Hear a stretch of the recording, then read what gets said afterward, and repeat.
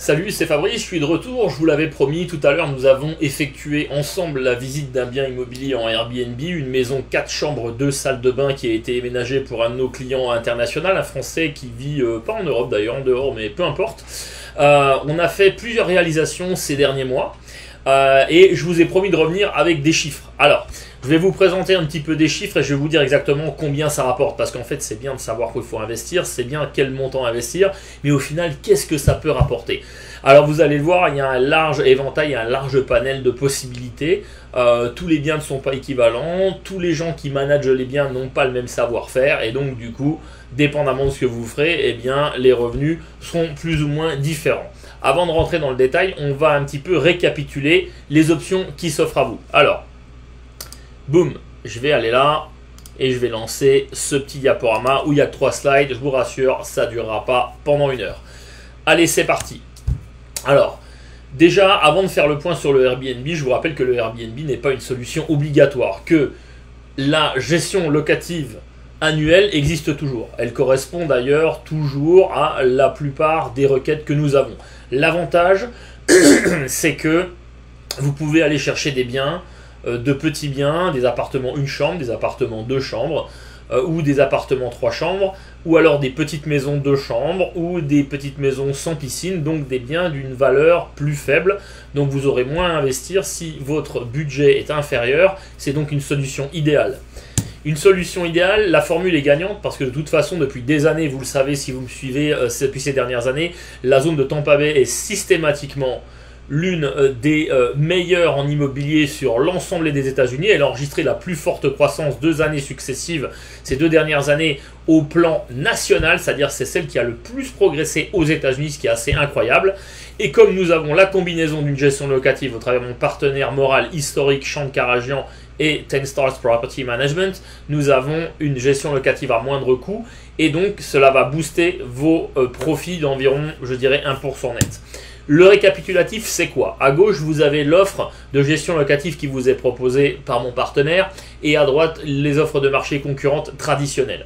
C'est-à-dire que nous avons, donc sur la partie gauche, ici, vous avez la première année, la mise en place d'un nouveau locataire est à 399 $, l'état des lieux d'entrée, les photos, etc., la sélection du locataire avec son background, etc. Ça coûte 399 $ la première année. Puis les années suivantes, 499 $. Si le locataire renouvelle son bail, c'est également au bout d'un an 499 $. Donc de toute façon, le prix est le même. Et ensuite, c'est uniquement 49 $ par mois. C'est une offre qui a fait énormément, qui a énormément séduit, qui a fait énormément de on va dire subscribers, de gens qui ont souscrit, on va dire ça comme ça, au cours des dernières années, des centaines. Puisque maintenant l'entreprise gère, tout en gérant le flux de ce qui entre et ce qui sort, environ 1000 biens sur la zone, ce qui est colossal. C'est l'une des entreprises les plus importantes sur le secteur, avec l'une des plus grosses progressions. Les avantages sont également que vous avez une maintenance intégrée au meilleur tarif. Comprenez-moi bien, la maintenance, si vous avez des maintenances, vous avez des problèmes sur votre bien immobilier, ça ne veut pas dire que les réparations sont gratuites, ça veut dire que c'est géré en interne, parce qu'en plus d'être un gestionnaire locatif, notre partenaire et également un général contractor, donc il a toutes les licences et assurances pour pouvoir intervenir sur des biens d'une restauration allant du sol jusqu'au plafond. La gestion d'une maintenance n'a donc pas de coût et le délai de traitement est très rapide, en moyenne 24-48 heures, ça va même y aller en quelques heures quand il s'agit d'urgence bien entendu. L'autre point positif, vous l'avez là, c'est que vous avez une communication en anglais et en français, dans les 2 langues, ce qui est confortable pour beaucoup d'entre vous qui n'êtes pas toujours à l'aise en américain. Et puis la traçabilité avec un portail d'accès, un mot de passe et un code d'accès personnel. Une gestion traditionnelle, une gestion locative traditionnelle, à la mise en place d'un nouveau locataire, l'établissement du bail et puis on va dire comment on appelle ça? Je vous l'ai dit tout à l'heure, l'entrée dans les lieux, l'état des lieux, voilà, c'est le mot que je cherchais. Eh bien, ils vont vous facturer 1 mois de loyer. C'est une grosse différence par rapport aux 399 $, voire aux 499 $ des années suivantes. Le renouvellement d'un locataire en général est un petit peu moins cher, je dirais 250 $, donc ça c'est un point positif pour eux. Mais ensuite, la gestion, les frais mensuels sont à 10% du loyer. Toutes les maintenances sont faites en externe, c'est-à-dire que concrètement, si à un moment donné il y a un problème électrique, un problème de toiture ou quoi, ils vont appeler des prestataires extérieurs. La plupart du temps, ils ne s'ennuient pas à faire trop au cas de devis, ils prennent le premier qui arrive. Si le prix est moyen, tant pis pour vous. Et ils vont vous facturer 10% de la facture en plus pour le fait de s'en occuper, de coordonner cette intervention et vérifier que ça a bien été fait. Le délai de traitement, en général, c'est plusieurs jours quand c'est pas 1 à 2 semaines. Et les communications ici sont majoritairement en anglais ou en espagnol. La traçabilité est très moyenne, il est rare qu'il y ait des portails. Donc, on est loin de la transparence qui est affichée. Maintenant, concrètement, ça veut dire quoi? Si vous regardez les exemples en bas, si vous louez un appartement à 1 500 $ par mois, eh bien, avec notre partenaire, ça vous coûtera 987 $ la première année, mais j'ai pas voulu le mentionner, j'ai indiqué directement 1087 $ l'année, c'est en tout et pour tout ce que ça vous coûtera en gestion locative, et ils s'occupent de tout. Alors que si l'on part chez un partenaire, un concurrent, vous avez le premier mois de loyer, le 10% du loyer, sur le même appartement, le même produit, on est à 3300 $ de frais par an. C'est une différence de 2213 $, ce qui est énorme et qui reste dans votre poche. Ensuite, si on prend l'exemple d'une maison, parce que ce qui est important, c'est que plus vous allez avoir dans le schéma traditionnel de gestion locative, plus vous allez avoir un bien avec une valeur de loyer importante, plus vous allez dépenser chez la plupart des gestionnaires locatifs. C'est-à-dire que là, si on prend une maison, 3 chambres, 2 salles de bain qui est placée dans un quartier très correct, etc., on aura probablement un loyer autour de 2200 $ par mois, pardon. Et là, le coût de gestion locative chez notre partenaire reste le même, 1087 $. Et en face, chez les concurrents, puisque le loyer est fortement monté, 10% des 2002, c'est 220 par mois x 12, plus le premier mois du loyer, on est à 4840 $ la première année. Cette fois, on a une différence de 3753 $ par an, et donc qui reste dans votre poche. Donc vous voyez qu'en fait, ce système de gestion locative, au-delà de la confiance que vous pouvez lui attribuer au fil des années, eh bien, il est extrêmement peu coûteux et il vous rapporte beaucoup plus d'argent et il va booster vos profits. Donc, la gestion locative annuelle, c'est super. Si votre budget est plus limité, vous pouvez aller sur des plus petits biens. Maintenant, pour revenir au sujet qui nous intéresse ces derniers temps, et notamment pour faire suite à la vidéo de cet après-midi sur le bien en Airbnb qui a été aménagé, retapé, et remise aux normes et préparé pour être lancé en Airbnb dès cette semaine, dès la semaine qui vient, eh bien, le Airbnb est géré d'une façon différente, bien entendu, avec des frais qui sont différents et qui sont plus élevés parce que le travail est colossal, le travail est bien plus énorme. Il y a beaucoup plus de turnover, il y a donc toutes les maintenances, les entrées-sorties des locataires, la vérification du bien, le nettoyage de celui-ci, sans arrêt répondre aux gens sur des plateformes 24 heures sur 24, c'est un gros boulot. C'est la raison pour laquelle la plupart des gestionnaires locatifs facturent de base sur vos revenus, votre chiffre d'affaires que votre bien produira, 20 à 25% au moins de ce que vous rentrerez. Mais ok, mais combien ça rapporte? Alors là, moi, je ne vais pas vous cacher les choses, je vais vous dire les choses comme je l'ai toujours fait, et certains vont peut-être être surpris. Après, on va mettre des bémols à tout ça, parce que vous le savez, au fil des années, je ne vous ai jamais vendu de magie ou de rentabilité qui dépasse le ciel et les nuages, ce que je me suis toujours refusé à faire, et ce qui est largement fait sur le marché, parce qu'après, ça fait des gens déçus. C'est de très bonnes opportunités, il faut juste rester cohérent, parce qu'il y a le chiffre d'affaires et la rentabilité, puisque vous avez aussi... Vous générerez plus en Airbnb, mais vous aurez aussi plus de frais. Donc si ça vous intéresse, c'est maintenant. Alors, là c'était pour finir, on concluait comme quoi ça rapporte, c'est en moyenne 3 fois plus cher chez les concurrents, et donc vous aurez des profits supérieurs. Alors, le Airbnb ici, concrètement, on a encore une fois une formule gagnante, parce qu'on a les plages du golfe du Mexique. Systématiquement, au fil des années, les plages de Clearwater ou de St. Pete Beach, parfois Sarasota, mais en tout cas sur cette côte-là, on a 30 km de plages de sable fin dans le golfe du Mexique.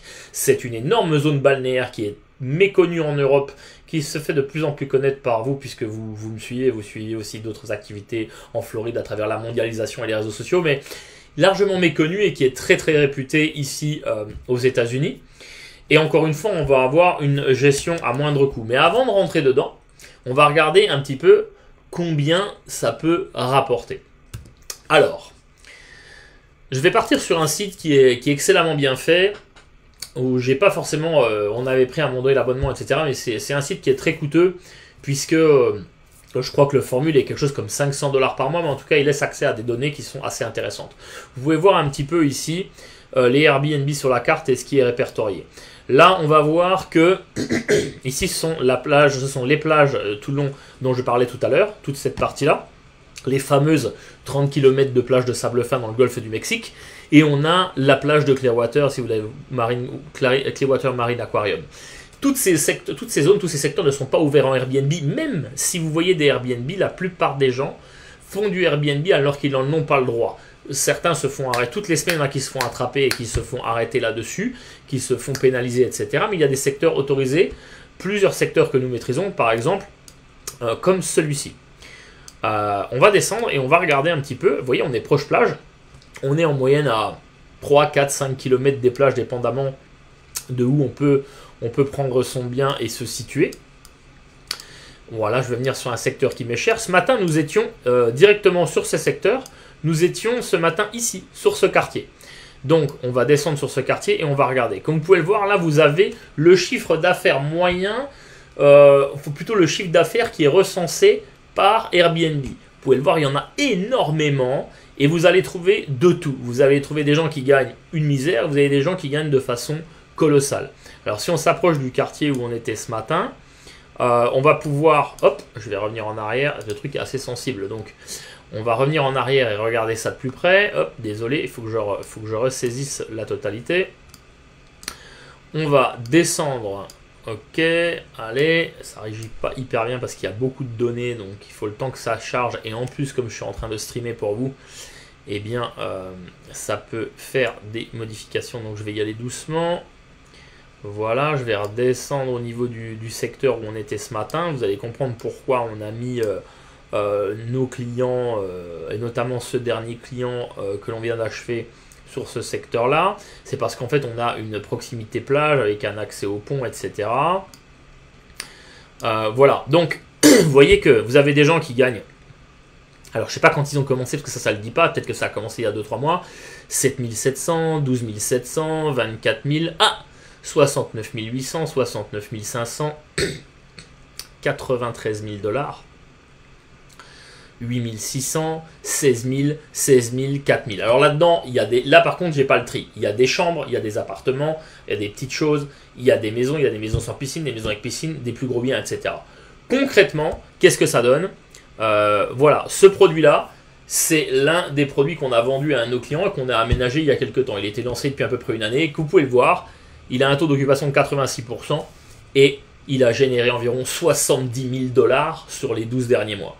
70 000 $ sur une maison équipée avec piscine parce qu'il y a un vrai savoir-faire. Parce que vous regardez ailleurs, vous avez des gens là qui sont à 24 000, alors peut-être pas forcément de piscine, vous avez des gens qui font 12 000, etc. Je vais aller un peu plus loin. Voilà. Ça, c'est un de mes listings, c'est un de mes Airbnb. Donc vous pouvez voir sur ce Airbnb là, sur les 12 derniers mois, j'ai fait 93 000 $. Je vous laisse faire le calcul au mois, vous allez vite comprendre ce que ça rapporte. Je vais être même un peu plus méchant parce que j'ai rien à vous cacher. Ça vous prouve aussi qu'il y a un savoir-faire que j'ai développé avec le temps, un savoir-faire qu'on a partagé avec notre partenaire 10 Stars sur la façon de monter le business, la façon de le communiquer, la qualité des photos, la qualité du Airbnb, les prestations fournies, etc. Parce que tout le monde ne sait pas faire ça. Il faut être réactif, le bien doit être équipé, aménagé comme il se doit et bien localisé. Je n'ai encore une fois rien à vous cacher, je vous l'avais promis. Les gens, je vous montre exactement tout ce qui se passe.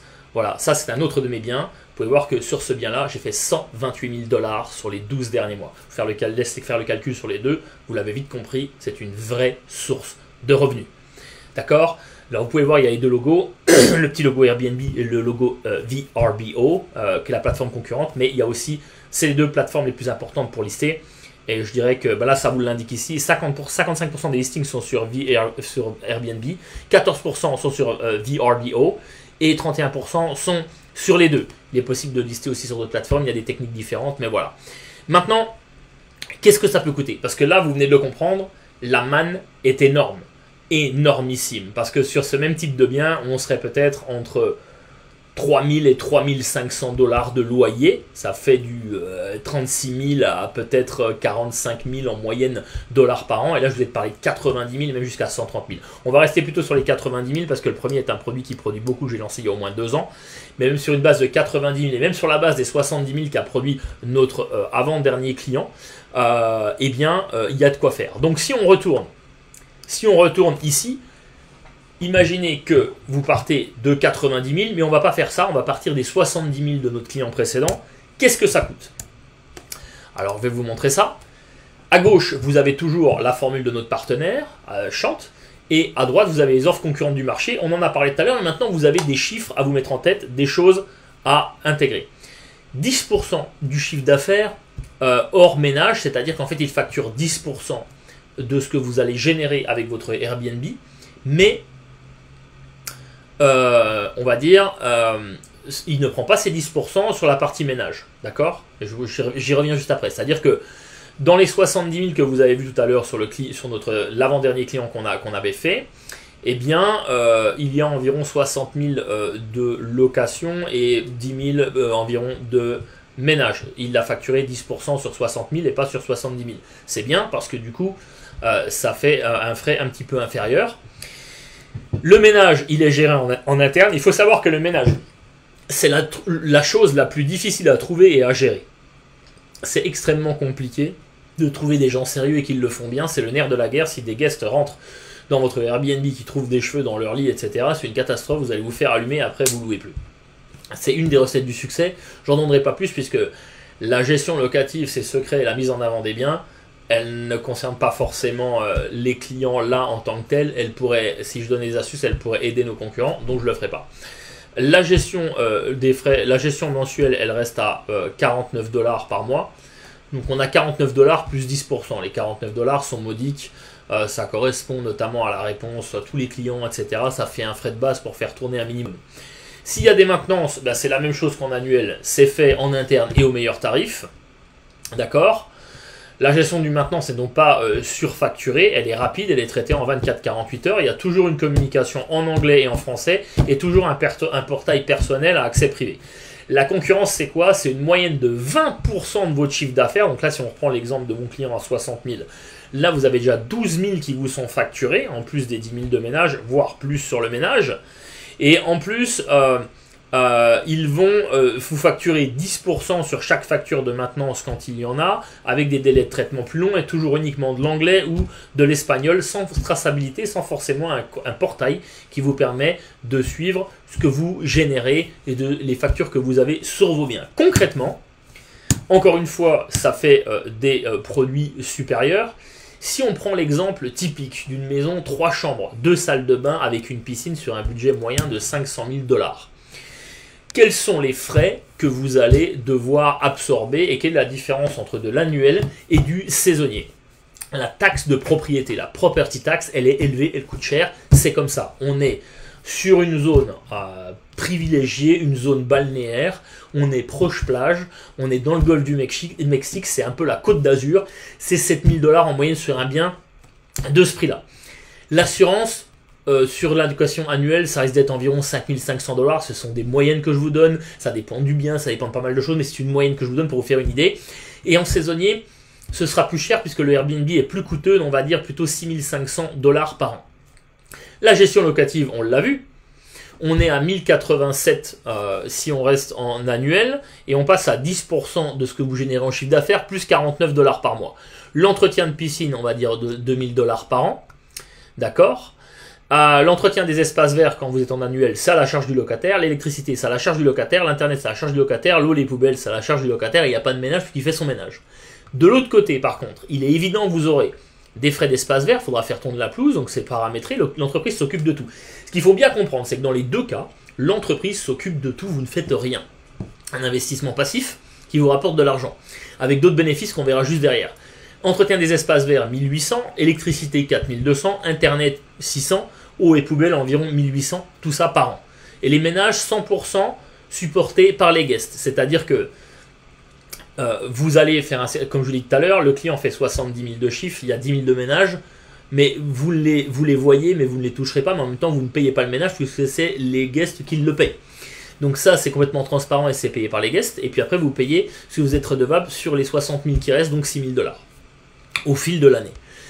Donc finalement, quel type de revenu? Eh bien, sur un produit moyen comme celui-là, les 3 chambres de salle de bain bien placées avec piscine, on va dire que grosso modo, on va être à 3 000 $ de loyer, peut-être 2009, mais on va partir sur 3 000.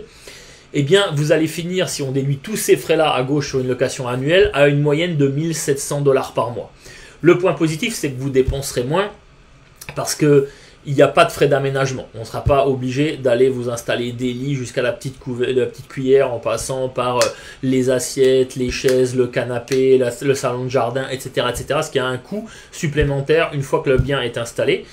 Et bien entendu, vous allez gagner au fil du temps. Dans les deux cas, l'equity, c'est-à-dire que, et je reviendrai là-dessus tout à l'heure, dans les deux cas, vous achetiez pour faire de l'annuel ou du saisonnier, au-delà des revenus que vous allez générer immédiatement, vous allez gagner de l'argent parce que tous les clients qui ont fait ça ces dernières années, certains ont pris de très grosses sommes. Attention, je ne vous vends pas les 200-300% d'augmentation qu'on a pris les 7-8 dernières années, mais il y a quand même une progression qui se fera et qui continuera à se faire. Je vous reparle de ça juste après.